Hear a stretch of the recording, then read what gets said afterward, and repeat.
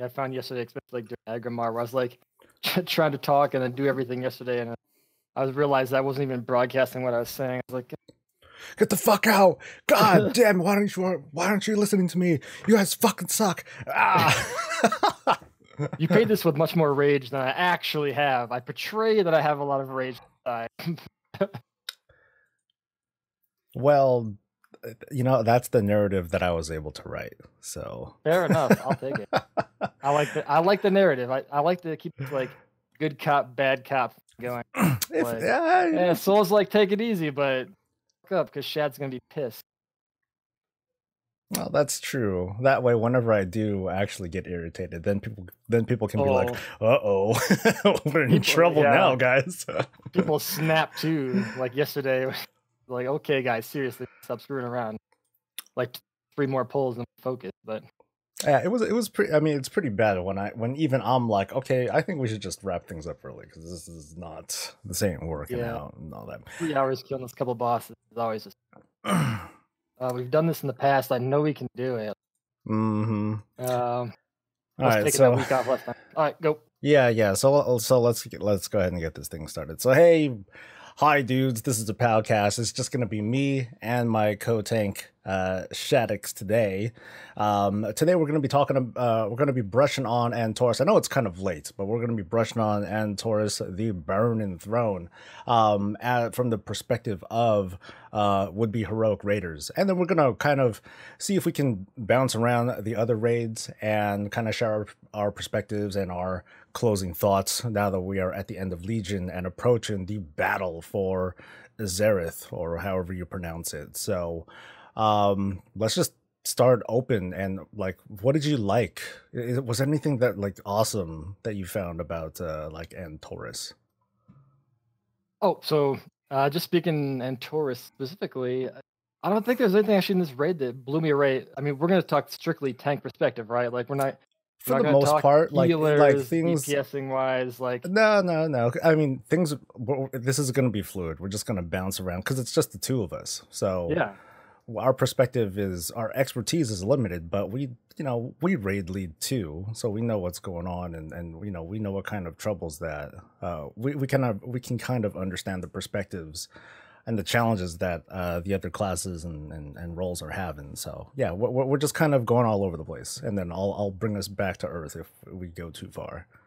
Fair enough that we have that strict policy, but I don't think I was blown away by anything. Antorus, I think yeah, my perspective on it is kind of, yeah, it was a nice raid. I think some of the bosses are fun. I don't have a lot to say on the overall. I like to talk more about like when we get to the specific going through it rather than an overall. I think Tomb was a better raid, in my opinion. I think Nighthold was a much better raid.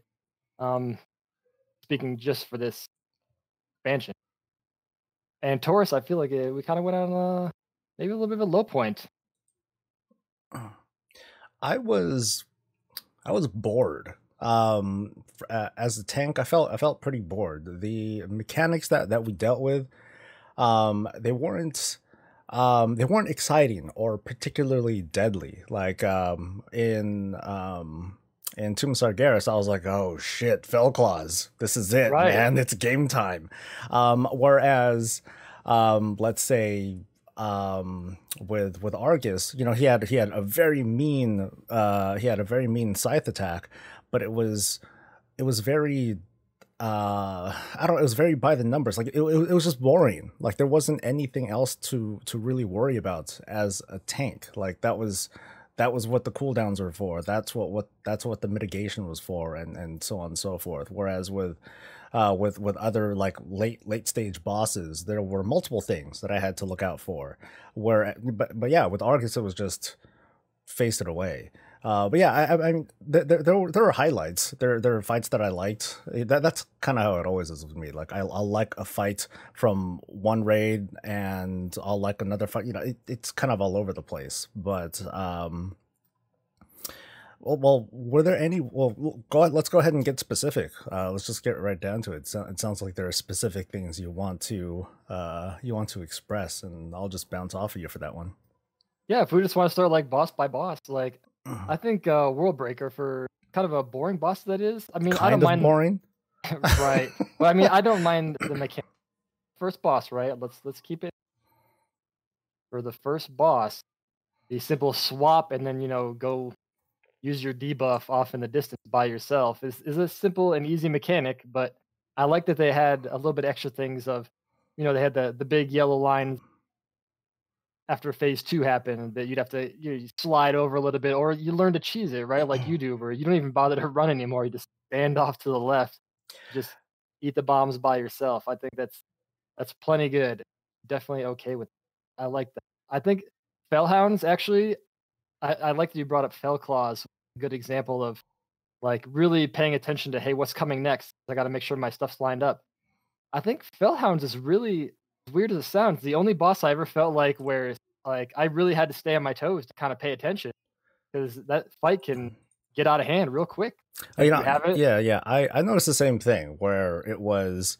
I really needed to be on top of the maul thing, the big tank Yeah, swipe yeah, thing. It's gonna come, and then I get juked because I forget that that my guy is gonna do like his weird purple casting. I'm like, oh shit, I don't have enough charges. I gotta pop a cooldown for it. So yeah. yeah. In terms of like just straight up getting mauled to the face, something like dogs were okay, but other than that, it wasn't like so bad. And stepping back Right. for a second to World Breaker, I do like the whole idea of having to run away, and then it's going, basically increasing distance in order to minimize damage taken, or to negate the damage taken, and with very bad consequences.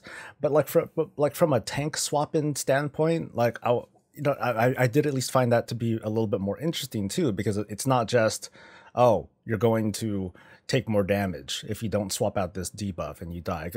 I hate that one, even though I know that it's really hard to get away from. But at least with something like World Breaker, it's like, okay, if you take it, there will be consequences, not just for you, but for the rest of the team if they're not standing with you. Right. Yeah, no, I like that too.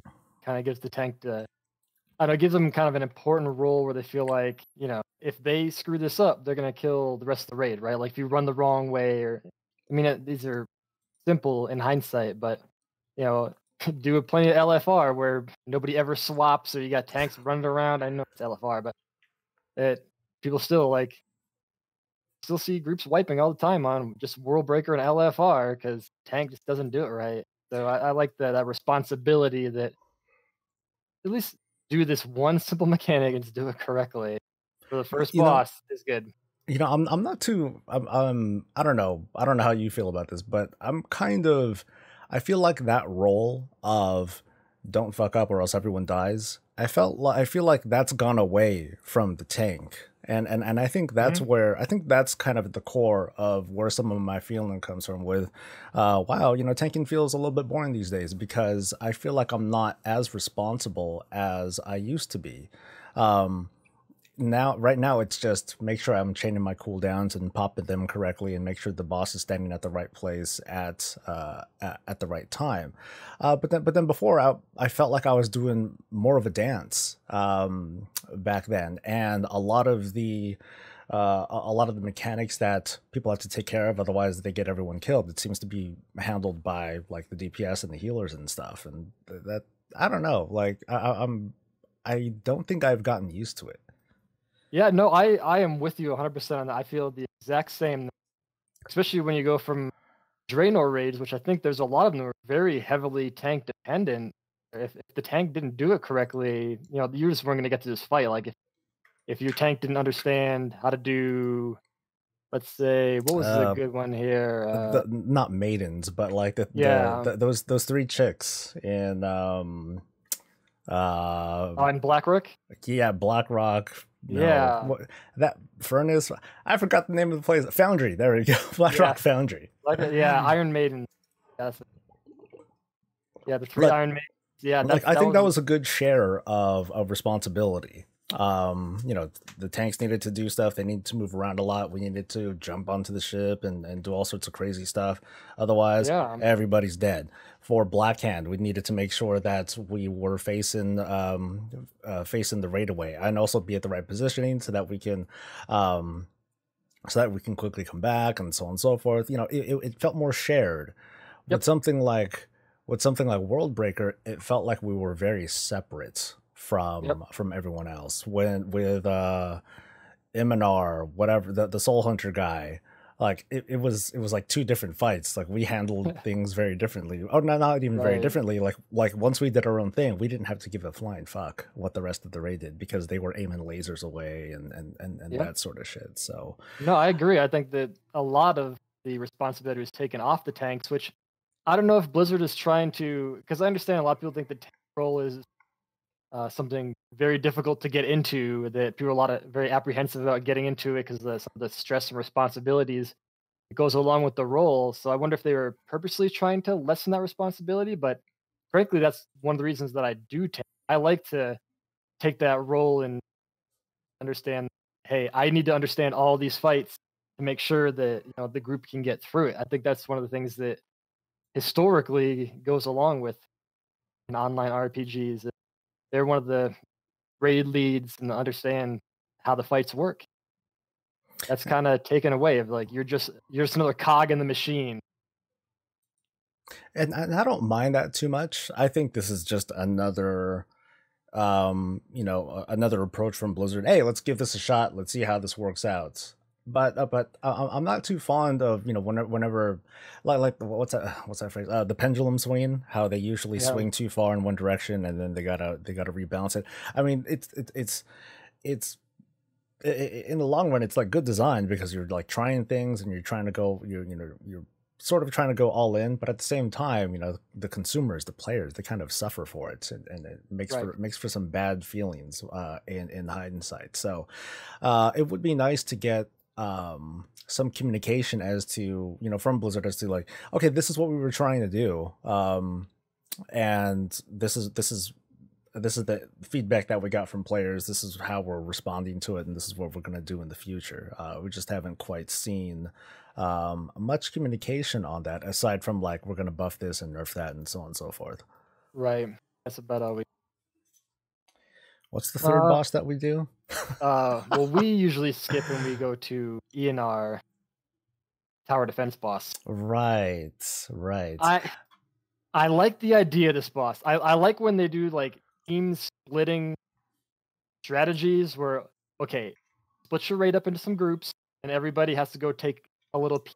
That way you feel like you're a little more responsible, right? Like the big joke for our raid is, I call, if you're on my team, you're Team Mongoose, which I stole from Futurama, just 'cause I think it's funny. But it kind of becomes like a little rallying cry, right? Of like, it gets a little competitive with each team of like, hey, my team's taking care of this, and your team's got this, and you can kind of work each other's strategy. But everything in that fight is so quick and over, like before it even starts, really. You never really even feel what's going on. I think that it started out as a really good idea. I just not sure that it really panned out in execution. I think it was just one of those fights where they I forget what it is off the top of my head, like how they design their raids or like what order they do it in, but I think that they just fell off when it came to balancing the difficulty, or balancing like the what's going on between raid finder, normal, heroic, and mythic. At least from what I hear on mythic, the mythic, it's more engaging, there's more stuff to do. Here it's there's stuff to do, but it's dependent on how quickly can you guys blow stuff up. And Right. um I think this made, well, just like anything, it made for a good experiment. Like, doing a fight like this, or doing Eye of Eternity, or doing that first fight in Ulduar. It was cool to try out, but yeah, don't do it again, or at least do something do Yeah. something a little bit more different, because like the way it felt, it's like uh, it was like, God, what was that dungeon in Dalaran? Violet Hold. Violet Hold. It Yep. was Violet Hold on, but it was a raid, but the thing is though, Violet Hold is boring, and and everything like it is boring. So bringing it in as a raid form, it's not going to get much more exciting, except for maybe like in mythic difficulty. But that's about it. Yeah, that is really about it. There's not much to say. I mean, people call it what, the loot pinata. That's really what it is. So then after that, we did wipe that one time. It wasn't like this week that we wiped. We did. It's because one of those things where we had a lot of people bringing ults. And they were unfamiliar with what their classes or roles were supposed to be in those situations. So I think when it came to splitting teams, that's where the communication comes in. We had like 7 people on my team, 3 on yours. Oh right, we had barely had anyone. No one on Team No Pants. Come on, guys. No pants. No one bothered to decide to check of like, where am I grouped with? So I like the communication in that, and it shows that when you don't communicate, how quickly it falls apart. Of even on considered an extremely easy boss, like you can wipe on that just by, not paying attention to what I think you kind of underpin that. Like this raid did happen to have a lot more talking amongst the team than normal, such as ENR, such as Coven, such as a lot of the bosses. There was a lot of communication that was necessary. It wasn't just quietly do the stuff. Of course, the Varimathras, I know I'm jumping around, but Varimathras is obviously the patchworky kind of fight, and some of them are just they feel really dumbed down, such as Siegebreaker, and to some extent, no, not even the dogs. Even the dogs, it was like, oh, shoot, I need help to soak that thing that does the fear, and all that. So yeah, that's just something I wanted to point out real quick. Yeah. I mean, hell, we're about to talk about that a little bit more because we're gonna talk about Portal Keeper for a second, right? Yep. Let's talk about Portal Keeper. And this is another one too. I like the team. So the way our strategy works is you take every portal, and then I always tank the downstairs. Because I play Guardian Druid. I usually just time my cooldowns. I would just be able to pop them. You were doing the portal phase that I could stay alive, where collecting massive stacks of the debuff as well as the ads. It just works out for me that I can just stay down and just AoE like crazy and just crash in a big circle. It's so boring, by the way. It must be for you, because like I tell you, like that's why I think I do not mind that fight, is because I'm struggling. Like that's one of the few fights where I'm making sure to like, okay, I'm gonna roll my bark stick in now so I can have it do it again, or like I'm gonna save my survival instinct so I can save that for later, because sometimes I'll end up getting up to like 5 stacks, or the mathematical game of, okay, I know she's gonna transition at 60, so even though you've hit your debuff, taunt swapping time, I'm gonna let you keep taking it for a couple extra, so that way I don't get overloaded when you're upstairs. Like I think there's a good timing balance to that fight that I appreciate. But I understand if you're tanking portals, you're doing nothing. I'm like doo. I'm for the most part I'm like saving cooldowns for like DPS purposes, either to push the next portal a little bit faster, or to get through. I'll line my cooldowns and my pot up for the purple portal, the last one, and then before that I'm just trying to push phase a little bit faster so we can get through. Otherwise, when you're upstairs, oh man, like we I think sometime when we're doing like alt and stuff, I'll be like, I'm gonna go downstairs. Screw you guys. I wanna see what it's like. Handling this stuff and see how well that works out. I don't care if we cause wipes. So we're not gonna do like a desolate host thing where like stay the one side the whole time. No, have no idea what the other side does. No, this time I do want to try it out, because like at least when I was doing Desolate Host, at least when I was like downstairs, I was like doing stuff, and I was incredibly effective as a protection paladin tanking Desolate Host downstairs, because I'm barely taking any damage. It was just me and Mary handling, Mary only had to worry about healing everyone else. We only needed one healer down there, and so on and so forth. So I felt effective there. In this case, at least the way I see it, once either tank gets used to Portal Keeper, any tank can handle it fine. It's just that there's a huge disparity in the excitement factor. Okay, I could definitely see that. That's fair enough. All right, so when I switch to one of my alt tanks, you can go ahead. Yeah. It'll be like whatever. Even if it was like on normal, I just want to be like, okay, what's this thing like? Actually, no, normal. It's way too unexciting, right? Because the imps don't cast that thing that jacks everyone up, right? Right. Okay, yeah. So I'll do it. I'll do it like at least one time on heroic and see how it's like, and then I'll be like, okay, I'm good.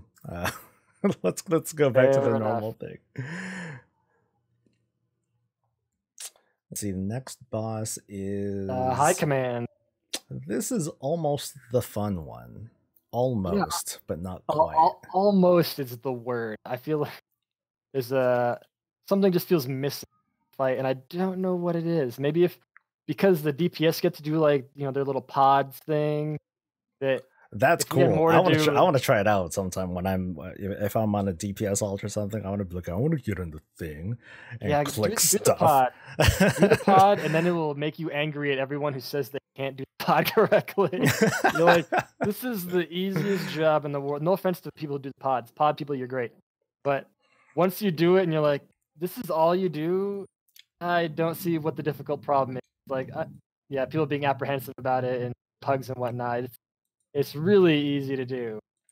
I think what made the fight a little bit unexciting, the reason why it was almost fun for us tanks is that the ads didn't do anything to us, at least. Nope.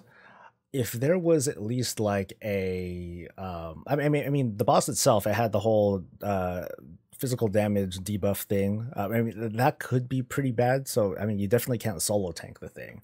But the ads themselves, if they did something mean, like if they're Blade Storm, I don't think they don't do any snares, right? Like, nope, no snares or anything. Yeah, because I would think to myself, if the ads did like snares or something to the tank that would make it a little bit harder for us to like eat bombs or something, then I think there'd be a little bit more strategy in it, where I would be like, okay, I at least want to try to tank the ads whenever they're just doing their normal melee attack or whatever. I'll try to tank them outside of the raid, because that's a good idea. If there was something like that, maybe I would have appreciated a little bit more, because otherwise I was just like, all right, bring him in, so I can like get all that sweet AoE. And that was it. And then otherwise the only possible exciting thing would be to help click the portal things, but yeah, that's it. But again, I do appreciate like the whole communication piece of it. I think it was cool that we did need to be like, okay, cool, my debuffs are too high, someone switch out with me, and so on and so forth, so at least the pod people can keep the train going. That I did like. There's constantly something going on, but not for everybody. Right. And I did like the popping mines. I got fun. I think the way you fix that fight is you make that pyromancer that she should cast against whoever the tank is, and if it gets to you, it gives you like a big debuff for like you're really susceptible to fire damage or something. You can't pop mine. That would be that would have been a good idea. A real reason to like interrupt that. I mean, it does big damage and all that if you let it free cast. Right. But if it was like, let's say, like you said, if it was fixated on the tank and always casting, and it would just fuck them up, then I think that would be cool. But something where like, find some way though, like if you really used your mitigation or something, you could like kind of overcome that a little bit, like force you to use your big cooldown or something to get through it. Yeah, like I would cheese it with spell warding or something, or I would we'd have something to do with it, or otherwise for me to throw my damn shield and interrupt it, because that's a good idea something. Too. I think the most difficult thing on that fight was just getting to understand what the range is for their swipes when they would come out of the pods. I think it took probably for like 4 or 5 weeks for me to understand, like get you ready for like, okay, well, you're gonna get him, I better stand way over here so I don't get an extra debuff to get that debuff on me. But other than that, yeah, it's just a lot of tank swapping and popping mines for like the first go round. After that, Yeah, we didn't have to care after that. I just did it for Yeah, fun. Pad just for funsies. pad the healing meters or something. I don't know. Right, something like that. But that's really all high command was. It was not a maybe if there was more differences in between what each boss actually did for the tanks, like Yeah, it would have like given if they some. did something But else aside from the tank debuff, if it was a different kind of debuff, yeah, or if one like didn't do a debuff and they just like trucked yeah, whoever like happened to one be trucks you, doing one it. puts like a bleed or something on you that now you got to like learn to kind of roll your mitigation out to alleviate that. Or But I guess that's that's what but I mean that's what those other abilities were for with right. the bringing down the thing that we had to pop the shield for, bringing out the ads and the mines and stuff. So Yeah, I mean there's that, but I think there could have been just a little bit more for heroic, yeah. just a little bit. For the fifth boss in like the end of like the lower portion tier, I think they could have done a little something to make it a little more exciting. They just have good healers. It's really the key to that fight. Yeah, and I noticed that too. Like it was a little bit harder for us to heal like early on, even with a small group, like especially with something like Agrimar, which we'll talk about later. But sometimes Right. it would get pretty damn intense. Yeah, it could. Yeah, and I think this what a common theme for this whole raid is that one person's effect really add to the problems that the raid is having. Like if one person steps on too many mines or doesn't understand, like everyone gets that debuff, and this causes the problems escalate quickly. Yeah, they did a better job of handling this as opposed to something like kil'jaden. kil'jaden, It's yeah, such an easy thing to go back to. It's like, okay, like one and you're done. At least in this case you can kind of recover. yeah, And if or when we get like super high item level, then we can just kind of power through it. But with kil'jaden, it was like, fuck it, we're not gonna we might as well just wipe it. It's yep, too untenable. Agrimar, that was tough too, but at least that was like a very specific that's what the mechanic was. It wasn't just like this quick thing that that the boss does like every now and then, like kil'jaden does. But oh well, we'll get to right. that. All right, well we can move on up to what is it, boss now? Boring, the boring one. Yeah, the boring. I don't get it, dude. There was nothing for us to do. It was just tank Yeah, swap, and that's it. Everyone Immun- else was doing something except us. I felt Immunar. Now I've seen on Mythic, and the tanks have like interesting like popping the bridges thing that they have to do, and there's a lot of responsibility in that, and that's cool. But like on heroic, I felt like it didn't hit hard at all. Like I think there were times where I was just like reading a magazine or checking something on the Like the debuff hit harder than the boss did, and like right. during the second phase, like he hit hard enough for me to like look, to like look at stuff, but I wasn't doing anything special at all. Even No, when we were just nope. progressing on him, I was just like, do. This is the Yeah, thing. All the deaths are not my fault.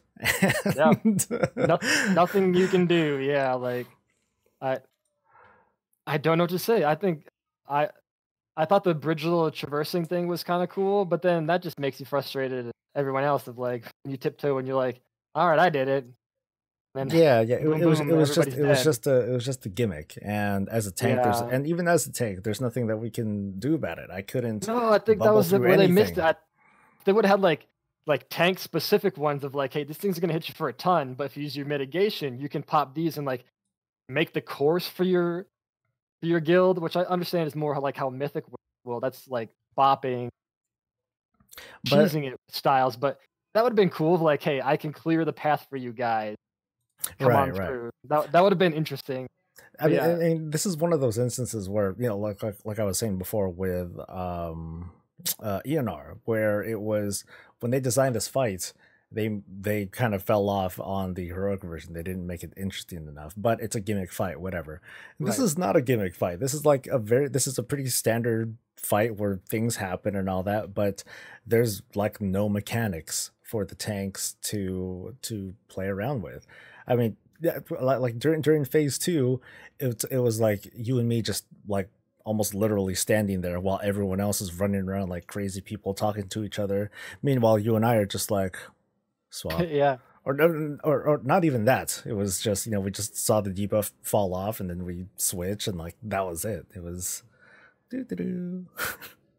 I did like the last phase. I do like that mechanic where the debuff doesn't fall off. We need to like balance it and all that. That's a bit more interesting of a swap mechanic, but we still just kind of stood there and did nothing.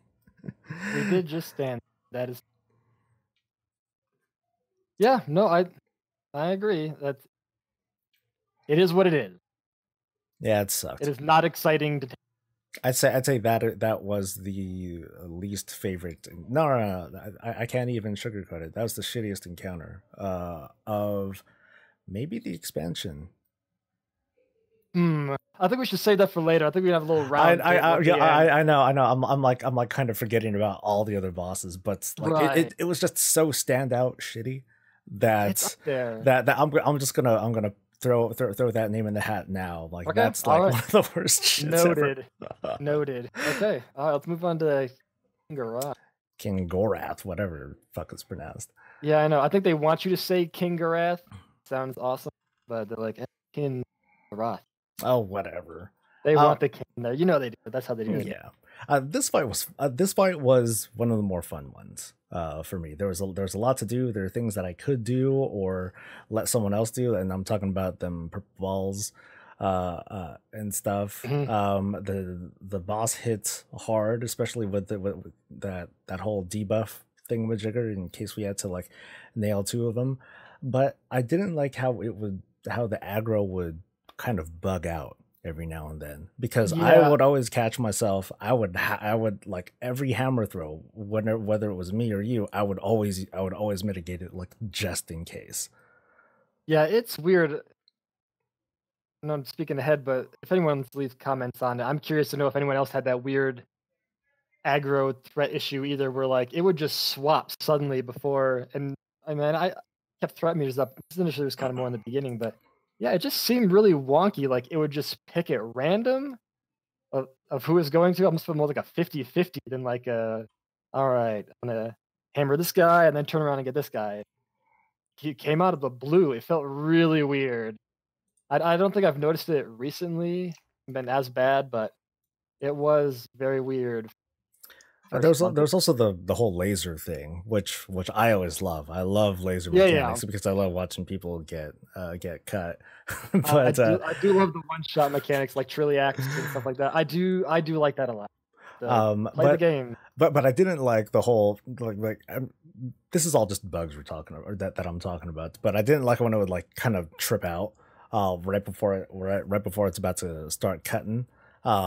And it was legitimately 1 or 2 places that it could be, and whenever someone died from that would frustrate me, because I know it's not anyone's fault. It was we were keeping an eye out, and we got cut. But did you ever get cut?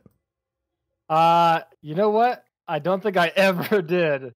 Yeah, I don't think I ever did. I pride myself on now Trilliax. I've slipped a few times. Yeah. So have I. But I don't think on this one. I think it's so like very obvious. I feel bad. Hard time with that. It was so obvious that he gave you the point. Now sometimes it would give you that weird thing where it would point like.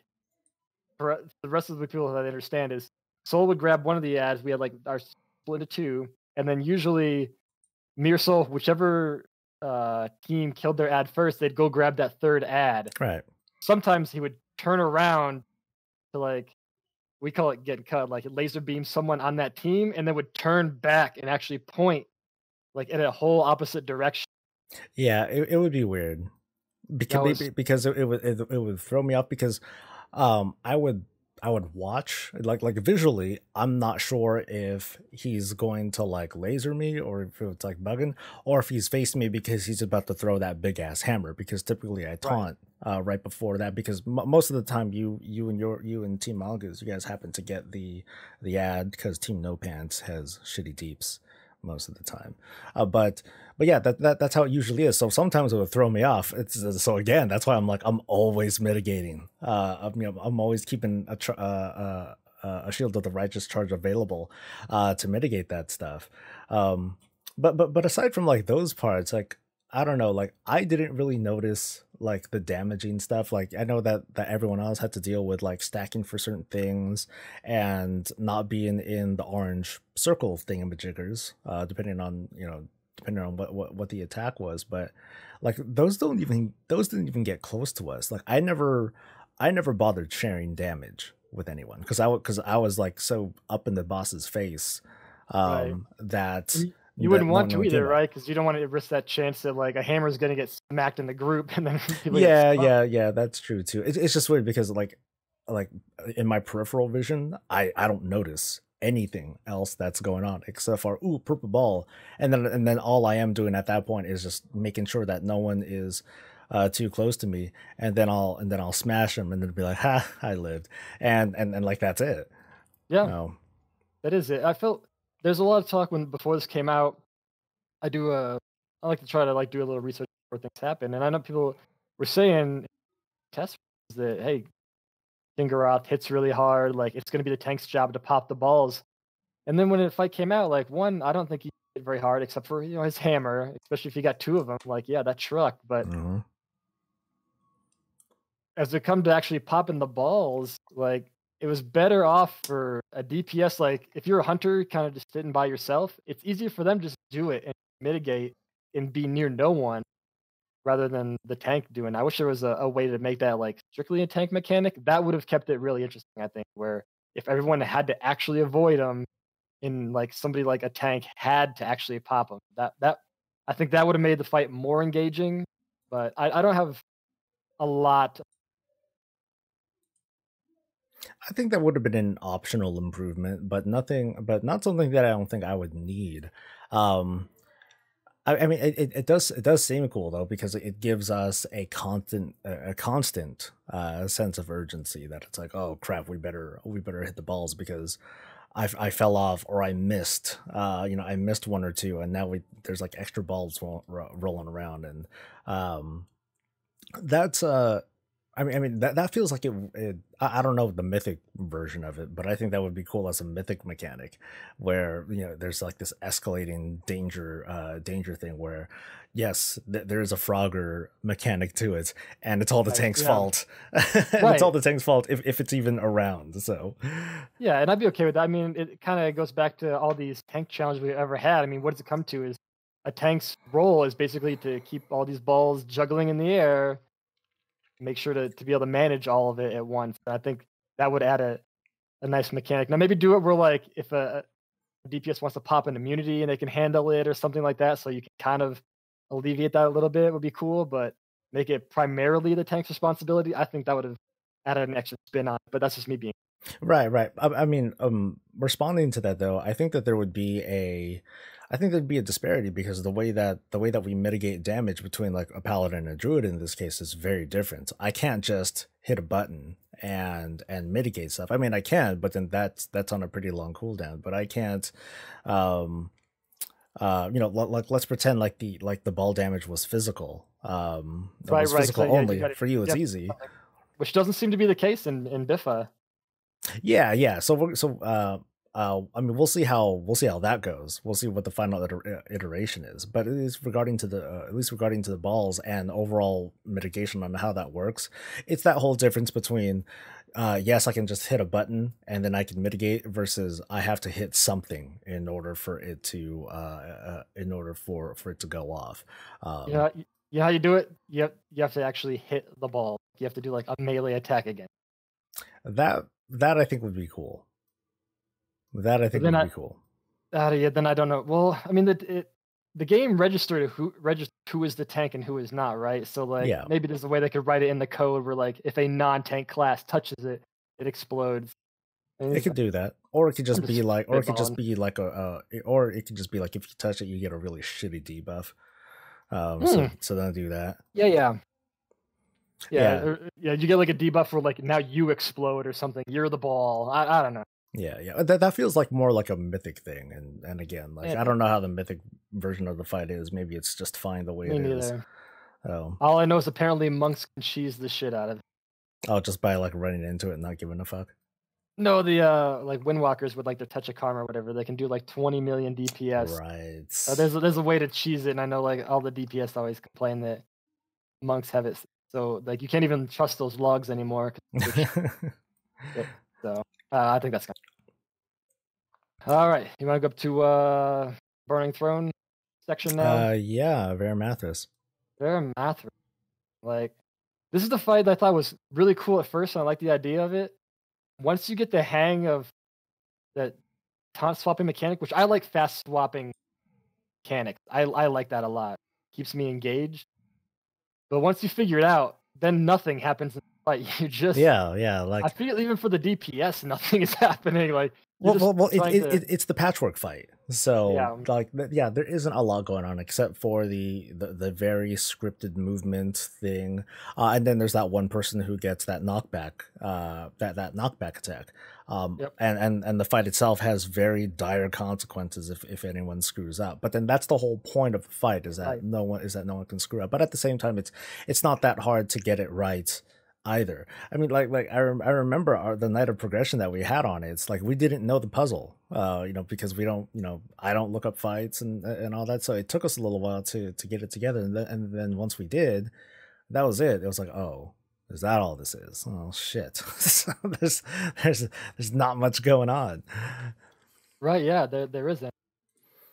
Once you get it and you understand, like, okay, well, I'm gonna need to make sure to burn everything, because taking the initial hits is that way you have at least 40% health. So when it transitions back to you after misery, that you have some health, so you don't get smoked right away. That's really the entire fight.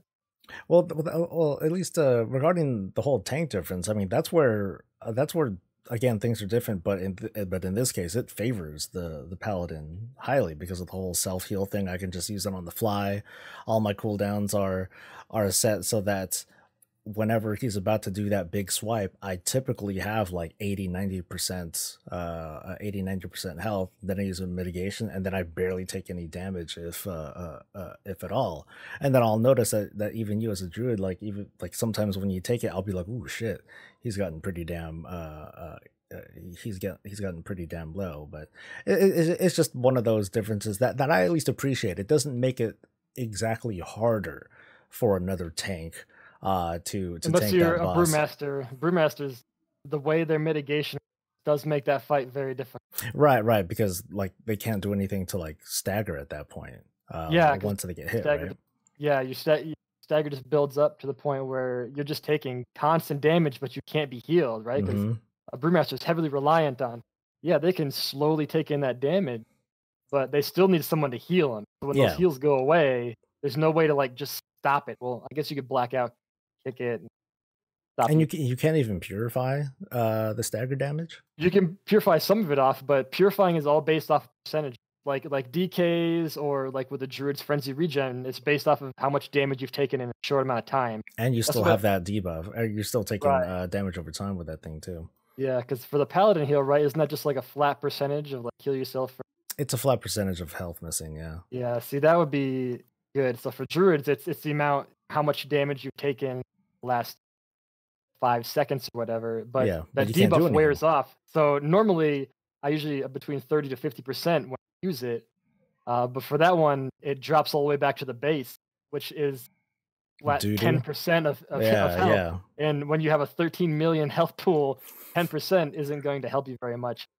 So unfortunately, that's kind of how that works. So Go you're paladins. starting from Yeah. scratch every time your misery's up and you're retanking. So that's why you just got to make sure that I take the damage in the beginning and then I try to heal it up on purpose. So I have that running, and then I'll active mitigation second hit. So when you taunt back, I'll have like 70% health. That's kind of the goal of what I'm going for. Yeah. The mini game within the boss fight. But it's a short game. It is a short game. Otherwise, otherwise we are just standing there. There's nothing for us to do except die. If shit hit the fan, and that's never something that I like. Like I mean, sometimes I'll try using like like spell warding on someone that gets like knocked out and see what happens, but it's so easy to handle that it's, you know, there's no oh shit moments. Oh shit is everyone's dead. Right. Like, yeah, it's very kil'jaden aspect that one person doesn't do that mechanic right and you wipe the entire raid. So that's you're just waiting for that. Hopefully that one person doesn't screw it up and you pass. Good job. yeah. I mean, the big difference though is that unlike Armageddon, is that what it's called? Unlike Yes. that, it's not like some kind of random factor where you're like, oh man, that thing's like all, you know, super far away. Right. There's no That's chance for true. us to get it. In this case, it's just we know exactly what's going to happen. Right. Execute and we're fine. Don't execute and we die. Yeah. The one thing I do love about Varimathus I think is funny, you know, for the heroic one, we split into like an L formation kind of, and the rest of the guilds behind us. But you can stack on each other for normal, but we become so used to staying separate that We even can we don't stack on have normal. to. Yeah, you can stack together. It doesn't I didn't matter. know that. Yeah, but we I think even then, now that you now know that we still probably just do it the same way. Yeah, I'm still gonna do it the same way because Yeah, yeah, that's how it is. I mean, what's the difference? Plus, I like to see him turn over and over, try to make him dizzy. I don't know why. I feel Like I said it in like that little guide, but I do get entertainment out of just watching the rest of the raid because I'm not watching Yep. myself. I'm just like, No. let's watch these guys run around like sheep. And Yep, I just watch him go back and forth, make sure the fissure doesn't get too close. Like, just waiting to complain about it. That's what I feel I'm really just doing in that fight of like, I'd be like, God damn it, Liv, you're too that close. fissure's too close, get back. And then my little mini game I play with myself is I try to count to 8 perfectly each time in the same tempo, because at 8, that's when the misery happens. So I'm just counting to 8 over and over. It's a sad life of very much. I'm just trying to take no damage whenever he does his big hit, and so Mm-hmm. if I'm at 80 and up, I'm like, ooh, I'm doing good. Well done. As well, it's easy to gauge. All right, hardest fight in the game or in the raid. So I thought that at first that Coven is the hardest. I actually think Agrimar is actually harder. I think the level of coordination required for Agrimar is staggering compared to Coven. I don't think there actually is a lot of communication. It's difficult because people can't screw it up because the mechanics lend themselves for a lot of people can die really fast to do them right. But when it comes to actually tanking Coven, the only thing that pisses me off is when we have to swap. Well, one, that as a paladin, you're able to spell ward all of those things. Like, you tank the ice one by yourself.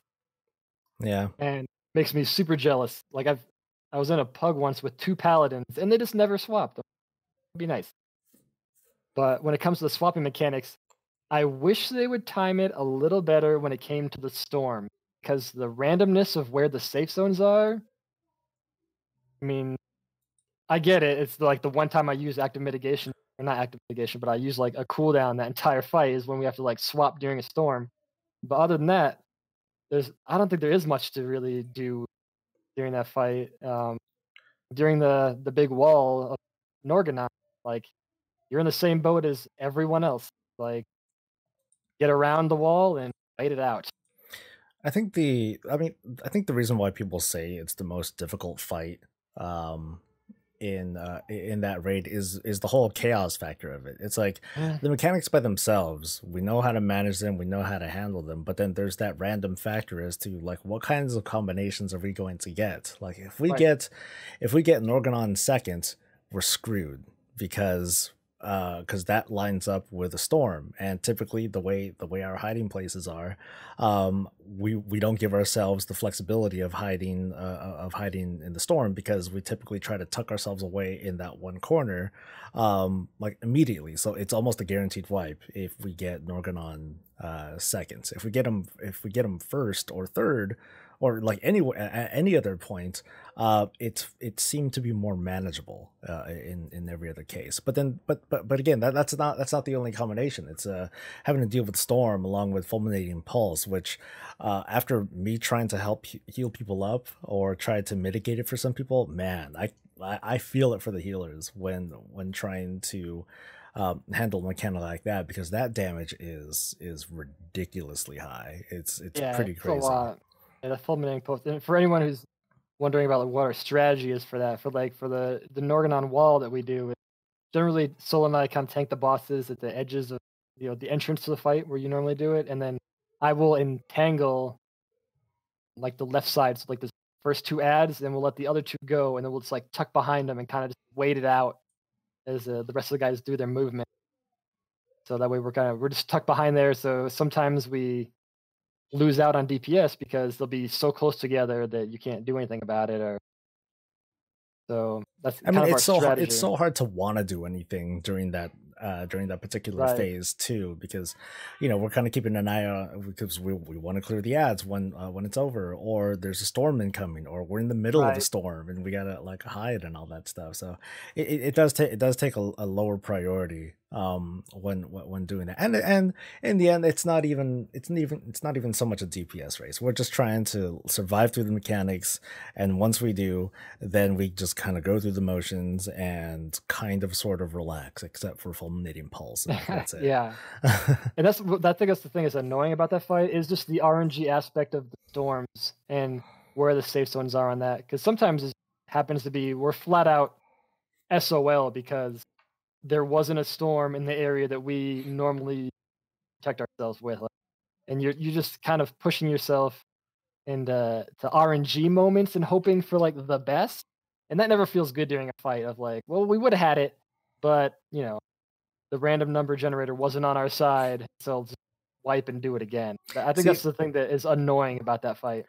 like the storm thing, to be honest, it's not that big of a deal for a paladin tank, or otherwise a tank that mitigates all damage instead of just physical damage. Because for me, if storm's going off and I need to face the boss out, like if I'm tanking like the flame chick and I don't want to get anyone cleaved, I'll tank it outside.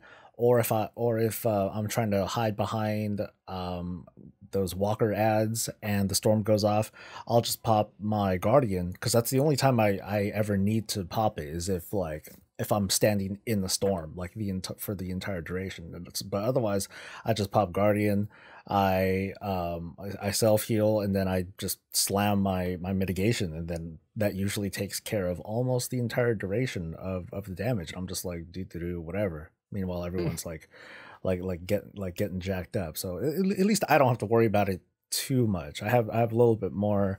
I have a little bit more flexibility with the magic mitigation, but Right. but again, it's the whole chaos factor of it. Like, we know how to handle these individual things. It's just that the combination of them is random, which I appreciate. I think that's a cool thing. But I also agree with you, though, that the actual hardest fight in the instance is probably Agrimar, because the execution just has to be really tight. The communication needs to be really done well. Super precise, and you're also, I think it kind of bothers me about Agrimar is that you're really dependent on having a blast in that fight. I know they brings up the classic player, not the class argument. I guess it's kind of phased out, but we generally have one Death Knight in our raid, Dicrex. Shout out to Dicrex. But the one night that he didn't show up, and we were trying to manually let. I guess we Agrimar. We were trying to manually let the flame ads walk to Agrimar himself. It was just a nightmare. Yeah, Like, not having that grip makes things, and I guess on Mythic it's even worse because you have to have like a Blood Death Knight tank, specifically, usually two, to make that fight go. Otherwise, it can't be done. I think I don't know. I don't like that kind of design where you're forcing a tank. Now I can understand for like achievement, right? Like, I leveled a Blood Death Knight just for the kil'jaden achievement at the end because I knew that was going to be a problem. getting all those ghosts together. But to have to do it for progression and be on a specific tank, I don't know if I like that idea, but that's more mythic problem. Yeah, yeah. I'm not terribly fond of that either, where not having a certain class or something changes the fight fundamentally. Like, I know that during Coven, people kept saying, "Oh, ring of peace, ring of peace, do this, and then and then we'll be fine." But we have other tricks available at our disposal Right. to handle the walker mechanic. When it came to Aghamar, we can handle things in different ways. We can re-strategize and work it out in such a way that we get those ads to like start walking on a very scheduled pattern, or we can just death grip them in like real quick. So Right. it just made such a huge difference as to how Mm, that fight is executed, that it makes me not happy with being dependent on that. Now, of course, it does give the opportunity for a Death Knight to feel really good right. about being a Death Knight. It's like, fuck Like yeah. there's not enough reason in this expansion already. Death Knight's a fucking amazing expansion. Yeah, yeah. So uh that part is cool. But then that's one out of the many classes and Right. specs. So uh it gives me kind of a mixed feeling. I don't mind that in Mythic, because typically you're gonna have like every class available at your disposal, especially with competitive rating. Everyone's gonna be able to switch on everyone will be able to switch on the fly. But when you're in a more when you're in a more casual setting, it's possible still. It's just but it is very, very noticeably harder. And um It, I don't like how it makes people not feel good about themselves, knowing that, oh man, our comp is bad. There's nothing we can do about it except kind of right. like suffer and try to work through it. And it also puts people in that position of there's so much cleave in Legion, like just general cleave damage, that you're pigeonholing people to pick and choose out of the rotation their non cleaving talents. Weird to Or begin with. otherwise, why are you not an affliction lock? Come on. Right, right. Like yeah, affliction Live, locks what are you doing? and shadow priest for life.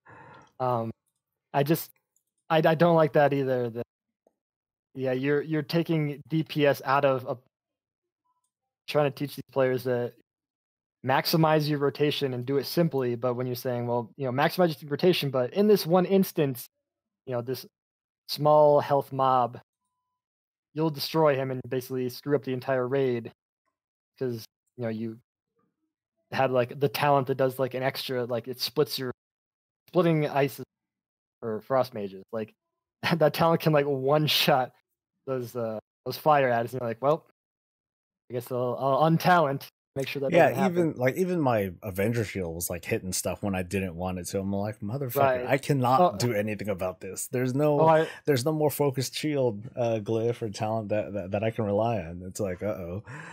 oh, I feel you. Like, yeah, as a guardian druid, we're like, if it's the one behind us coming, like you're a paladin as well, so like our whole rotations are all AOE mechanics for the most part. Like, I can't not crash, You but can bash it. I can just mangle. Well, the bash thing, and bash.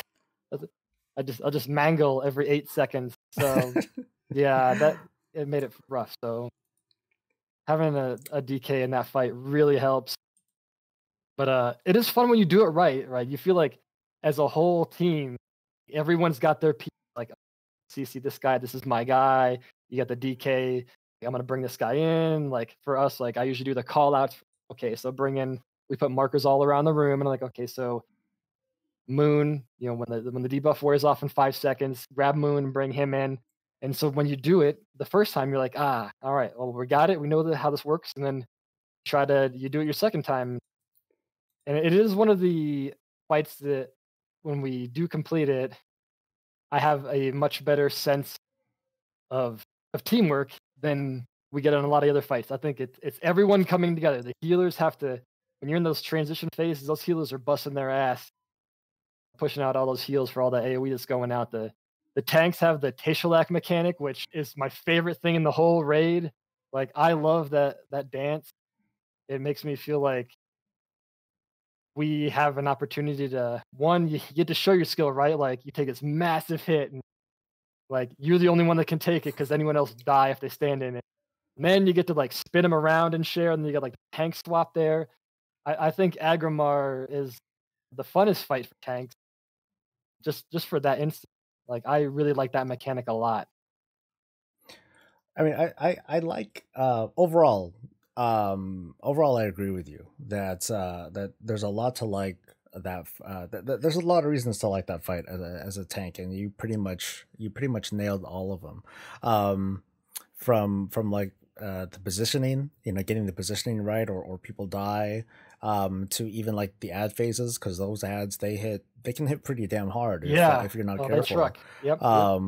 To, you know, and while you're hitting those ads, which do like, you know, all they do is real melee hits, but you're still like watching the ground for like the big swirlies, and you don't want to move your ad too you know, too crazy, like, because you might end up getting those little ads, and that's going to cause a wipe and so on and so forth. So it was cool. I did have fun. I would say, I don't know if I would say it's the most fun tanking fight, but without really thinking back to like any of the other encounters, I, you're probably right. I think it's the most engaging fight for a tank, and that's a big Yeah. factor into whether or not I like it or not. Yeah, it's super engaging, and the way they do the stack mechanic too, where I like to us it's unnoticeable, but when you get like the early pull of like a DPS just happens to be right next to you and he just gets smoked like that one hit, and you're Which is like, Moofy oh, all the time. yeah, right. Like you learn to just don't stay on the tanks, and I like that mechanic where somebody tries to fit into a tank role, like they're immediately punished. Get out of here. But to us, it's unnoticeable. So like we got to keep that dynamic going. Um, but it's not punishing to us where another role trying to fill that is I mean, like it's the difference between like a tank swap fight where you're still feeling engaged versus mhm, you're kind of bored. Like I would say, right, like it's the difference between like Varimathras and yeah, it's like the difference between this and the Varimathras fight, where when you're right, not tanking, yeah, you're sitting at low health. You might be trying to do something to mitigate the dot damage that you're taking, depending on the tank that you are. But otherwise, it's just like doo doo doo. I'm kind of doing my own thing. With Agumar and with other fights like Crosus, um you might not be tanking, but don't fall asleep, because you're still going to right. get jacked up, because you might need to be aware if the other tank's moving, you're still getting cleaved. You know, so stay on top of your stuff, and of course don't taunt too early, otherwise you're going to get fucked. I It learned was that fun. yesterday. Man, I botched that because there's a way where when he does his flame random, when he strikes his sword, if you're the person taunting back for the next foe breaker, if as soon as he hits the ground with his sword, if you taunt him at that moment, he'll spin around and not take any steps. He won't move. But it is a very quick like second that you have to that goes off. I did it 1 second too early and just turned around, ate that whole thing myself. Just killed the whole raid. And Yeah, it happens. yeah, but I've done it, so you know, no, but whatever. I do like that it gives me like this small window. And I know it's just him taking a couple steps and getting lightly out of position. Doesn't mean a big deal, but it gives you something to kind of gauge like how well you're doing in the tank in the fight of like, yeah, I just made him spin on a dime because I taunted so smoothly in that transition. I mean, it's not something I thought it happened in old raids like Pandaria and back where you'd notice like smoother taunt transitions for certain mechanics, but it doesn't seem to be much of a big deal anymore for 'cause boss movement just isn't much of a thing. No, it's just like the positioning, whether or not you're going to get someone cleaved, or what Right. have you. Yeah, otherwise it's not. I mean, that's how we handled high command. Is, you know, we experimented with a number of different methods, and the one we settled on was keep the bosses all in the same place for consistency. Yep. We just face basically take them right in the middle in the big green circle facing toward the door, and that's where the boss is always going to be. So everybody knows what to avoid, and they have the whole rest of the room to play with and do mines or whatever. We're hitting 4 o'clock server. Did you need to head out? No, I still got another 25 minutes, so I got a little time. Oh, okay, all right, cool. We can do some. Argus. Yeah, whatever. Argus. Yeah. Boring. Boring. Sorry. Yeah. The only thing that's exciting about this is in phase 3 when they transition to you take the big sword guy ad and I take the dagger guy. Like to me, that's the fun. Waiting. Yep. That's just the fun of the for, fight. Like, there he is. I'm gonna jump on him. I got my guy, and then I go to sleep for a little bit and hope that. And I don't like that either. I feel like sometimes it's a little wonky of when they respawn those guys. Like I don't. I don't like that. I don't like that they quickly re-engage. Like especially to like their high threat target. I would have appreciated it a little bit more if like the threat was transferred to the tank when they grew. But otherwise, that transition phase with the constellars or whatever they're called, that to me that's the fight. Everything else is swap on the thing and like that's it. Like taking care of the bombs, it's only slightly interesting to me. Yeah. Otherwise, it's just swap, do this, do that, and like that's it. It just feels like another instance where there wasn't enough effort put into making the heroic version of it interesting. That's right. It kind of goes along the lines of, I feel like it's like a kil'jaden a lot. That because the fight is so timed that the tank, you're always doing the exact same thing at the exact same time. Like for that swap of who's gonna eat the soul bomb, like getting Agrimar's blessing. When that happens, I mean it's on a strict timetable. So I always get the first one, jump out, come back. As soon as I come back, he'll side you. I'll swap, and then we'll swap again, and then next soul bomb goes out, and then I wait till the debuff counts off on you, like 4 seconds. I'm like, okay, I always do a countdown, like 3, 2, 1. I got him, and you take off, and then after that, you're just back to swapping on to it.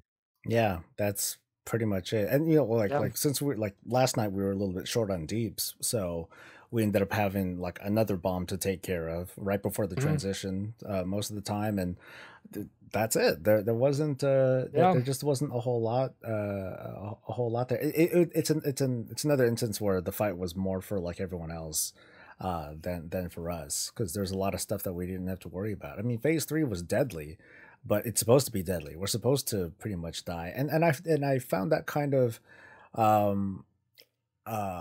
of off too, because there were moments where I would try to die. I would try really hard to die, and like I would refuse. I would straight up in phase 4, I would straight up sit. Like right before he does like a big cast, I would squat, and then he would scythe me, and I would live. And I'm like, I'm really not.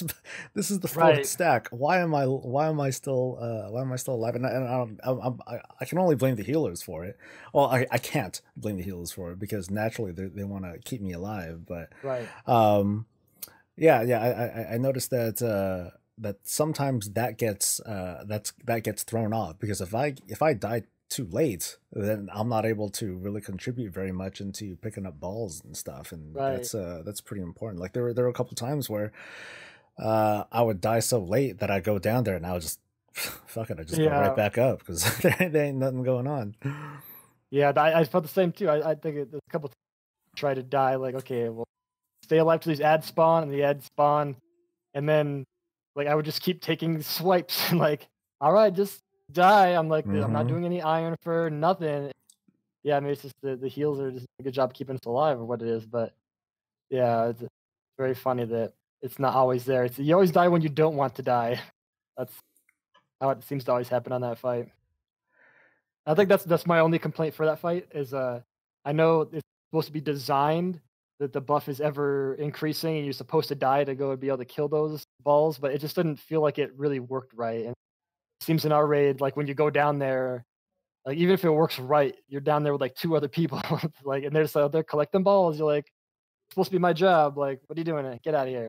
Yeah. That's what made it kind of that is what made it kind of weird, is that it kind of relied on us to die, and sometimes like our specs or our trinkets or our ability, natural talents or whatever, they just didn't want to let us. And and that caused like a few little problems with Yeah. just kind of the flow of things. Because I would dutifully, drop down and start picking up balls. I'm making the rounds, and all of a sudden they'd all disappear. I'd be like, Yeah. oh no, Right. I'm Yeah. so sad now. They should have just did it of like once you have like 3 swipe debuffs, like that it does like an AM check, and if you don't have AM up, you're just insta killed. Like there's nothing you can do about it.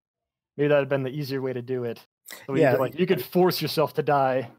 yeah, that's something that I wouldn't mind much. Like if it was just like do it or you'll instantly die or something like that. Like a Or part because if like you wanted to live through it, you could pop AM and like another cooldown and still live through it if you want to like do timing differences or yeah, whatever. yeah, because if it was something strict like the butcher, like if you get 5 stacks of a Right. debuff, you die. That's something I wouldn't like either because if we mess up that alignment even once, like it would just ruin everything. So Right. it doesn't give us enough control. So something like that Right. would be a lot better in my opinion. Yeah, I agree. Liz, if you're listening, AM check. That should be that's a thing that you do in a lot of fights in dungeons. Didn't really do in I'm raids. I predicting that felt. that's what it's going to be. That because it's going to be armor based, that the Yeah. overall mitigation that tanks are going to do is not going to be that much. I mean, I think we're going to have like pretty high natural armor, and that our active mitigation is going to increase that natural armor into something like kind of ridiculous. But since we don't Right. have straight up magic mitigation, the way that we used to, I have a feeling that the reason for us to use active mitigation isn't just for like the white damage that we're taking. It's because there are going to be abilities that will do crazy, crazy things if we don't mitigate Right. it. And I have mixed feelings about it, but I'll be looking forward to seeing just how they implement it in like future dungeons and raids and stuff. Right. Uh, I agree. I think that's the way it goes. I mean, if that's what you want, do you want to go to like you want to talk about like kind of our future hopes for tanking and what they do in the future? sure, go for it. Yeah, I'd love to. So to kind of give people a background, I generally play warrior for class that I've always loved, and I switched to druid just because I like to play that classic RPG role where I'm a firm believer in the more health points I have, I just feel better about where my position is at in the party, right? Like I got so many health points, how could I die? Kind of druid's perfect for that. Not to mention all the cooldowns to help you alleviate that. And with Ignore Pain on Warrior, it just never felt that way. Where like I was just playing this weird ping pong game of just trying to keep myself at 100% health with a nice bonus for it. From what I've seen in the diff, which I think I agree with you, is that everyone's just going to get a check button basically of hey, it feels like it's moving a lot to what's Pally's mitigation, the blessing Shield of the Righteous. Shield of the Righteous? Yeah, like a Shield of the Righteous, like for 3 seconds, you're gonna do your mitigation, and then, you're gonna go back to just relying on armor and things. It seems to be that way for Warrior, how they switch to Ignore Pain and Shield Block. I think that's gonna be more the way of everything's gonna be AM checks rather than like a Druid. Like, I can keep Iron Fur going constant. It never has to drop for same for when I do play Warrior, like, my Shield Block never stops rolling. I just always have it. Yeah, I know that sometimes it feels I'm OP, but yeah, well, yeah, no, I agree. It is kind of in its way overpowered, and doing something like this, it goes back to what I've been hoping for like this whole time anyway. That when it comes to active mitigation, the whole point of active mitigation isn't to achieve 100% uptime. It's to 100% uptime all the time. It's to achieve 100% uptime when it matters. For like right. big hits, mechanical hits, things that causes like debuffs that will do crazy damage unless you use your active mitigation for it. To me that feels more engaging, and more exciting, because otherwise just shooting for that 100% uptime, then it becomes more of a game of stats and managing that to get that uptime to where you want it to be, which is like 100%. I'd rather be more focused on like the gameplay aspect of it, where the things that I do are going to matter more than just the way that I gear. Now, not to take away anything from the way that I would gear anyway, but I think that because there are tanks that heavily rely on it versus those that heavily rely on uptime versus those who don't, I think that's what Blizzard is trying to rein in. Right, and that's fair. What I'm curious to see though is how this is gonna change, like the Mythic Plus scene, because a lot of the two major ones is DK and Demon Hunter, right? Like those are like almost undisputedly the two kings of High Mythic Plus because of that they can reactively heal themselves, where they're the only tanks that can really do that. I'm curious to see how they're gonna balance that BFA as well. I think Monk's not gonna change. I think Monk has a great thing going with how Stagger works, and I think it's a very I cool. like how unique that is. Yeah, and I I'm don't think jealous that's of been it. right. But so it's I'm curious to see that is it going to be because there's really the four types of classes, right? You got the rage tanks, which are basically kind of the same, except warrior keeps up their ignore pain thing, where guardian druid is kind of in reverse. Like you have the high health pool, and then you heal yourself up with frenzied regen to make that up. Where warrior, you have kind of a lower health pool, but you keep a big buff at the beginning in front of you. Pally is like the in the middle of the pack. They can mitigate heavy when they need to for short bursts, but it's not constant. And then you have the two healing tanks. Monk is this outlier that's going to do its own thing. And it seems like they want to homogenize the tanks more. I mean, based off of just of what I'm reading, right? Like, I'm not in alpha or anything like that. So I guess we're in the same club on that. Ha. Not that, but I'm curious to see how they're going to homogenize. Do they really want to do that, or do they still want to give tanks like their own kind of flavor, which I prefer. I don't want all the tanks to be the same. I don't want to be like, oh, I'll pick what it is because like, oh, I have to play this tank because it's the only viable tank. I want options, but I understand that that balance is very difficult to achieve in like rating versus plus or dungeons leveling. There's a lot that goes into it, but I don't know. I don't want every tank to be cookie cutter back. A good thing designing is not our job. Shit. Right, that's true. That's why I would be terrible at it.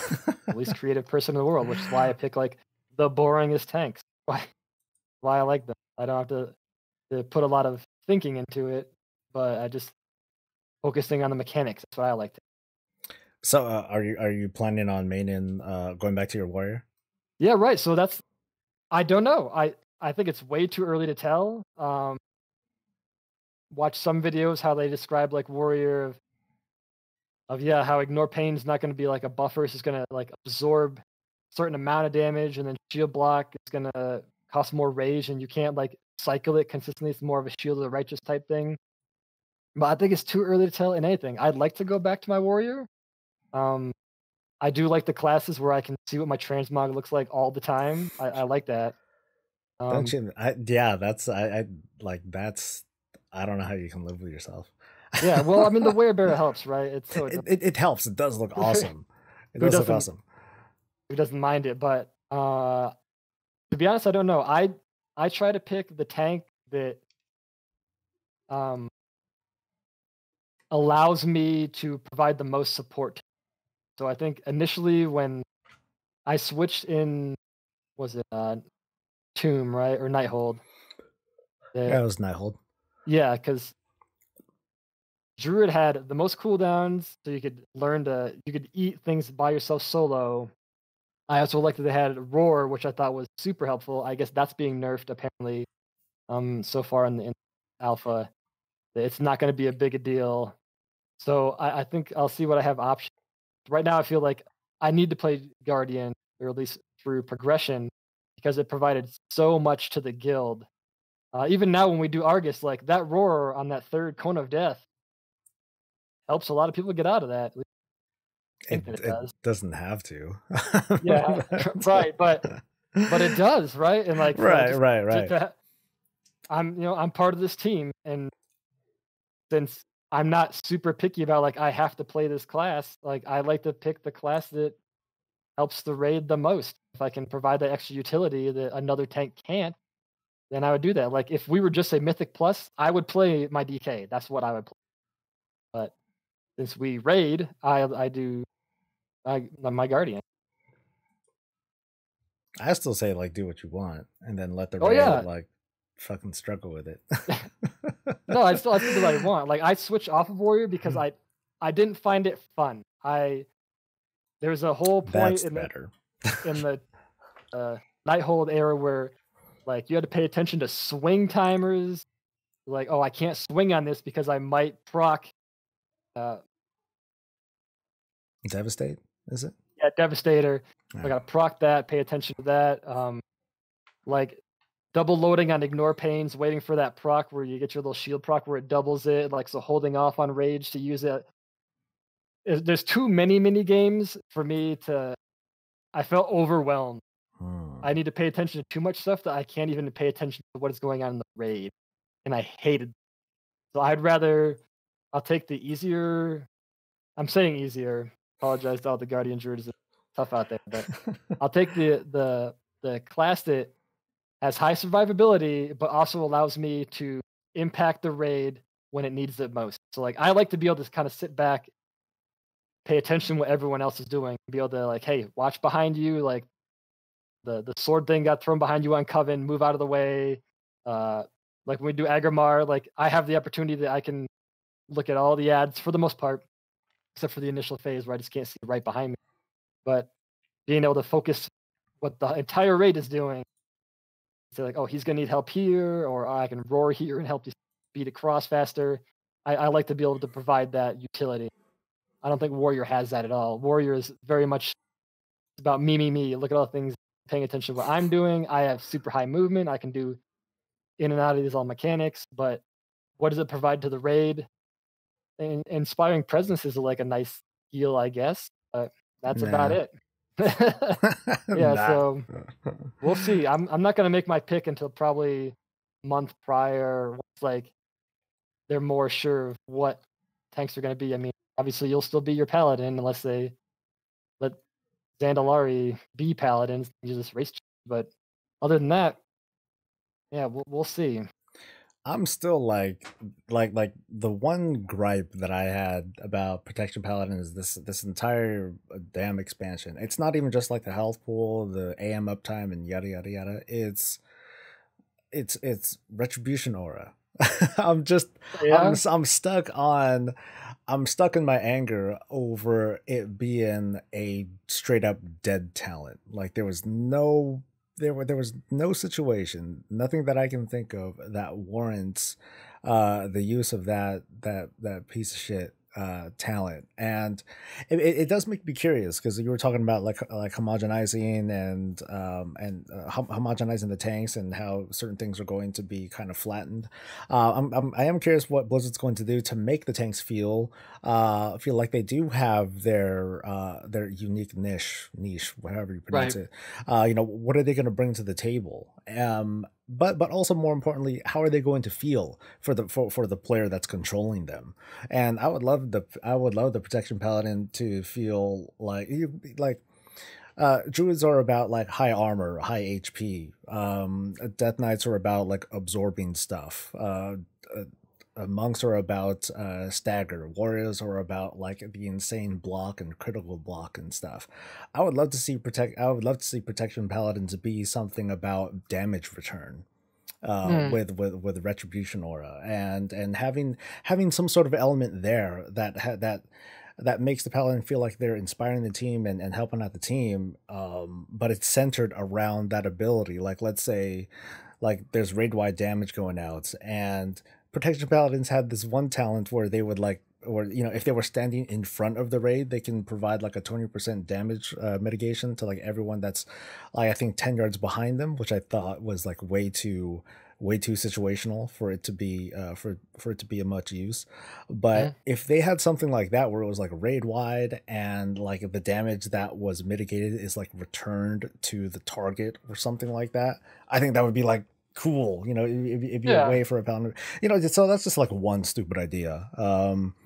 But I would like to see each of the classes have a way to define themselves Right. as as a tank, but still have that really strong class flavor to whatever they're Yeah. doing. Like, I mean, I think the Demon Hunter and DKs are Forgot so about them. similar, but you just make it where one can move a lot, and then the other one's more like just moves slow and has like a higher armor value. Yeah, so That works for them. something like that could fly for me. I But I am scared though that a self-healing tank is going to become like the thing to do though, because it and it's usually the thing to do though. right. I guess I just well, because like DK though is still great for raids and Mythic Plus. It's like I it's almost super OP and great for them, but I think it's interesting where like a class like Demon Hunter though is. I mean, I get it. Like in a heroic, yeah, sure, fine, but generally, I think if you ask most people who play all the tank, Demon Hunter in a raid situation feels kind of scarier. Like there's less at your control. You're kind of hoping a little bit where in a Mythic Plus situation where you're surrounded by ads constantly, you can just keep picking up, healing yourself. It makes it good for that role. I know Blizzard doesn't want to do that where they put people in a position where like, oh yeah, I can do any dungeon high level, but I have to play a different tank for my raid. But I think it's okay if they do that. Or no, that's I think I think when you get to like the highest levels of each of those disciplines, there is going to be a kind of clear winner as to like who's going to handle which situation is best. You know, you can't have perfect balance because otherwise, right. then everything else really is really going to be the same. But I think part of it is that I don't know. Like, part of me thinks that a lot of that comes from the perception of like the pros that say, "Hey, you know what? This Hmm. is why I think this is the best tank for this and this," and then people preach it like it's the truth, Right. and maybe it is the truth, but the my question is like, to what degree does it make this and this tank like useless? Is it and because of that, is it going to make like the more skilled players go for whatever the pros say, which it goes back to what they've said in like multiple Q&As before, where the data is skewed because of what the pros say, and Right. because basically that. It makes me wonder just what is the what's the reality of it? Is it really going to be a situation where this a protection paladin is only viable in a Mythic Plus dungeon, but then when it comes to like raids, they are almost non-viable? I don't want to think that Blizzard is going that route at all. And I think there's a difference because I don't feel throw around the word viable. It's like, oh, my class is useless. And I understand it's like the higher up level. Remember like in the beginning of this expansion when everybody's like, Brewmaster is terrible. No one can do it. And then they who was it? Was it It was BlizzCon? Ian. Was it BlizzCon? Yes, Ian was like, it's better than you think it is. And then people are like, oh yeah, it is good. And then like it became quickly for Uh, Nighthold, it was like the best tank, right? It's like Yeah, you yeah, need to yeah, have yeah. Like the pivot started like around like Trial of Valor or so. yeah, When they're like, oh, well, they can just like eat Odin spears like nothing. Fuck yeah, right. and it just kind of went from there. Yeah, but I still think there is a noticeable like even though I may not be able to play a guardian druid to its full extent, like I'm not like Sko and I'm pushing this thing as hard as it'll go. It's still noticeably when I tank between my warrior, like even I understand gear aside that this is a much better geared up character than my warrior. I still feel that when I'm on my druid tanking, everything is just smoother. Even when I was in the same positions, I felt more in control of what my position was in the fight. Where when I play like my warrior, I feel like I'm a little more out of control. I'm just kind of hanging on to as the fight's on. So it it just lended itself to be easier in a raid situation, which is why I continue to go with it. So I understand that the pros say, oh, you have to play a guardian druid, but even on a minor level, it's still easier for me to play guardian protection warrior. So that's why I do it. It provides better utility to the raid, which it does, which um, added was another reason like you have to play Guardian Druid. And frankly, it's just it just deals with damage better for me. I feel like I deal or I take the damage in a much easier way than I do in my warrior. You're like doing your best to not offend everyone. I feel like it's it's too bad. Yeah. Well, I mean, fuck this. No, I mean, I know what you mean. you know how the internet goes. I don't want to piss off like, oh, this guy hates Demon You Hunter motherfucker. tanks, which I do. I cannot play a Demon Hunter tank. I'm trying it. I'm gonna try. I'm gonna bring it to the play raid all at the some other- point. The only reason I don't play Paladin is because one, you play one. I like to have experience, right? Like I like to have multiple classes in our raid. I don't like to be like stacked in one. So like, as long as you play Paladin, I don't think I'll ever play Paladin. But it Fair also, to be honest, I think Paladin has too many things to do. Like you have all those niche little spells, like spell warding and all those other little things, like all the blessings that you can do.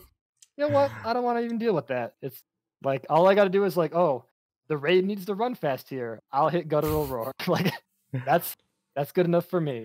You know, it made me curious, like when you were talking about the differences on how your warrior and your druid felt. That, and you mentioned gear. My thoughts on that are, but like my initial thought was, oh, it's because you don't have tier, and then that reminded me, oh, that's right, that Azerite stuff is coming in the next expansion, and I was hearing some stuff. I was hearing all sorts of hyperbole from people that were regurgitating stuff from, I think, Preach, who I don't watch, and I know that you do more. That classes don't feel complete until they have their Azerite sets and all that stuff, which I fully support. I'm totally fine with that. It's like, well, that's just kind of how it is. It's like if you don't have all your relic slots, then you don't feel viable. That's perfectly valid. But I'm curious, like, I'm anxious and I'm excited about what's going to happen in Biffa when we do need to deal with the meta of. Right.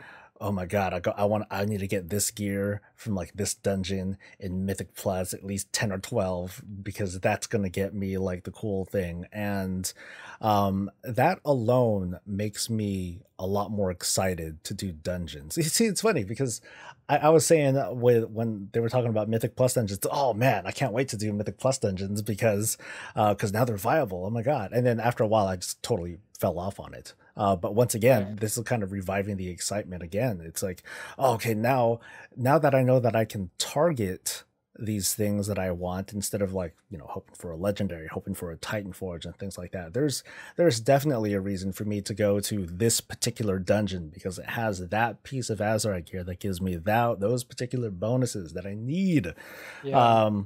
To make my class feel so good, and that's something that I'm really looking forward to. And I don't quite get like the people that are complaining about it.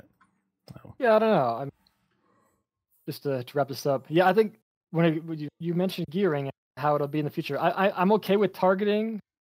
It gives me harsh PTSD to like vanilla days where like I recall running Shilamons on my Warlock like 30 times to get that tier 0 hat that I needed, and it never dropped. That was frustrating. But like the way this works, so to let people know for like Guardian, right? So like the best legendaries you can have are the Balanced Shoulders, right, and Guardian Cape. So I have every Guardian and Balanced legendary. Shoulders were the last thing to drop from. And that happened just like a couple of weeks ago that I finally got it, and I've played last week actually. Yeah, so because of the slots those take up, I run a two-piece. So I run 2 tier 21, 2 tier 20 pieces, because that tier 22 piece bonus, reducing frenzied regen by 40% on the cooldown is just too good. So and that gearing makes it feel weird, right? Like I hate being in like. When I queue up for Mythic Plus with people and they're like, oh, you're only 960, but I'm like, yeah, but I'm fully optimized. Where like this guy is like 971, but he gets to take whatever he wants for item level because he doesn't have tier pieces, doesn't have the right legendaries.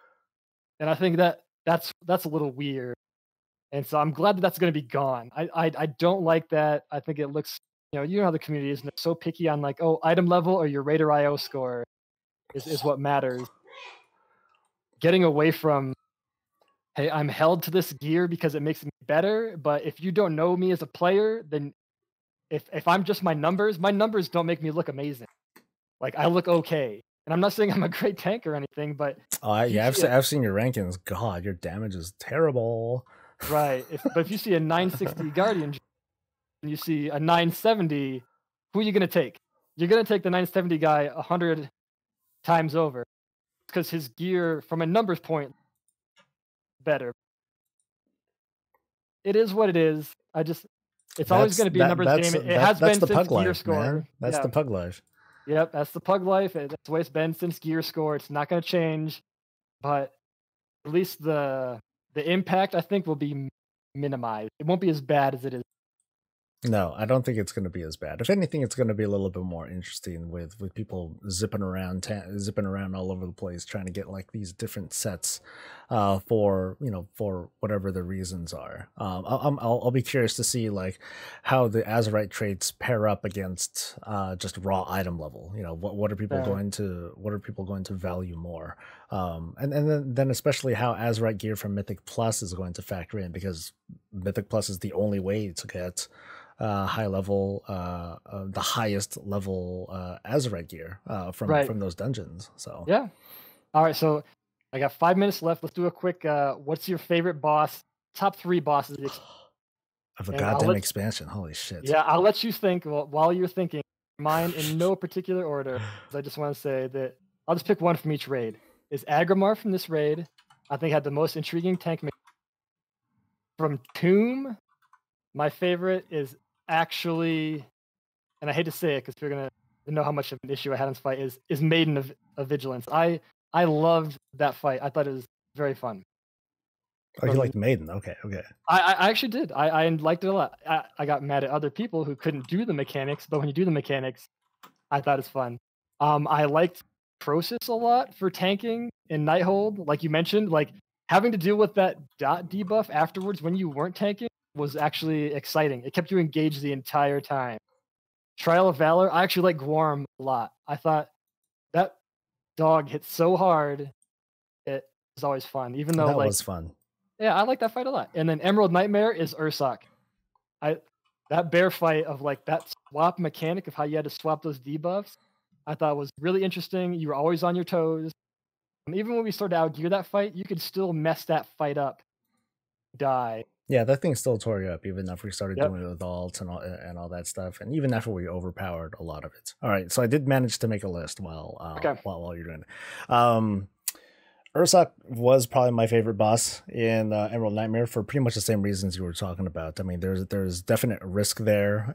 I felt engaged. We had to constantly move. We had to kind of finagle with the debuffs, and the dance with the taunt swapping correctly. Otherwise, we would take like so much. We would take ridiculously more damage, and that would be a big pain in the butt. For Trial of Valor, I liked the Odin fight Hmm. a lot too, because I liked what everyone had to do. There were a lot of different Yeah. things to do during that fight. We each had Yep. our own particular roles. We were kind of separated, and I thought that was Yeah. fun. That was a fun one. For Nighthold, I choose Tichondrius, actually. I Mm. like that Okay. fight. I like fight. I'm okay with it. Yep. That was fun. I like the fight because of, again, different things that we had to do, different things that we had to look out for. There was a lot that I, as a protection paladin, that I Yeah. could do with regards to like helping people when we're trying to hide behind pillars, and tanking, holding on to all those ads and weaving that in. I really liked the timing Yep. that we had to get down with all that. And then for Tomb of Sargeras, I liked shit, where is it? Avatar. Yep. Avatar is probably my favorite fight over there, because he hits hard as hell. There are things that Yep. I could do to feel cool, and then during the last phase, it gave me a chance to shine with spell warding. I mean, there was Yep. more than a number of times where I would save someone. Like Liv, she'd be like, "Why the hell am I still alive?" I'd be like, "Motherfucker, keep doing damage. I just saved your Nice. ass." Yeah. And Um, the tank swap mechanic on that too with Maiden. Vigilance or whatever was really cool too. Yeah. Another standout one, probably a tie, would be Mistress. I really liked the Mistress fight. Really? Yeah, Hated it. I did. I liked it. I had a lot of fun with it because at least as a Pally, I felt good mitigating so much of that damage and all that. And we had to use tricks for like everything when it came from like running from the big whale shit to handling the extra dot damage that we would get whenever we had that curse thing. And then for Antorus, just like you, Agrimar, there's a lot to do. It was deadly. It was not boring the entire way through. Fair. You gave me a lot. You gave me a lot of entertainment with hearing you get frustrated as you were playing director for the raid. Well, thanks. I'm glad I can be. That fight was yours. I was like, what can I do to contribute? No, he's got it. I'm just gonna stay out of it and let him do his dance. So I'm okay with it. And least favorite fight, kil'jaden, bar none. It was boring and unfair and punishing. I hated it. The only thing I liked is the idea of Fell Claws. That's all I like. That's it. Yeah, I liked it more. I liked it more than you because Fell Claws was way more deadly for me. It was like I really had to time. I had to time every cooldown just for Fell Claws. For us, Bristling Fur, which basically makes it where you can like max out on rage like anytime you want. Like you had it up for everyone as a Guardian Druid. Like Fell Claws was kind of a joke. Like once I figured that out that I'd always have that, I'm like, man. Yeah, like I had to come down to like, okay, maybe I should swap out a relic so I can get a couple more seconds of this and that, and I ended up not doing it. But you know, having to even think about that at even like the heroic level, I think is a pretty cool thing. It gave us a chance to stretch without but then of course, fuck Armageddon. That thing was the worst dog shit. So oh well. All right, so thanks for having me, Soul. I appreciate this. I mean, I always love coming on and. I'll talk WoW anytime there is, but I think it's nice to kind of like our little tank powwow. This was fun, dude. As always, man. Yeah. It's been a while. It's been a couple months since I've done the last one. No, it definitely was a while. Maybe we need to do another one once Biffa, and I'm gonna help you keep crusading the cause of calling it Biffa. That once it's close, like about a month out or so, maybe we're in the pre-patch and you have a good idea of. You know what the first part of the expansion is going to be. We should have another one kind of get together and talk about the way forward. No, we'll talk about we'll talk like high level stuff. What we'll do as tanks, or even like from like a guild standpoint, community. You know what's going to be in the future for like our level of play. You know how are we going to handle like these upcoming changes? I don't freaking know, but we'll find out, man. All right, well, take it easy, Soul. Thanks for having me as always. All right, see you around, dude. All right, later. All right, so that was the PowCast. Oh my god, that was me and Shaddux, my co-tank, talking about all sorts of stuff. Mostly raid-wise, mostly from a tank perspective, but hopefully you guys got a little tiny bit of information and education out of that.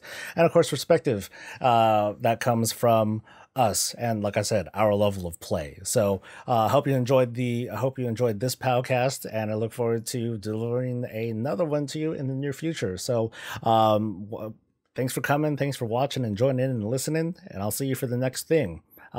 Please like and subscribe to support the channel in best way you know how, all that sort of stuff, and I'll see you for the next thing that I do. Until then, stay safe, stay happy, and stay breezy.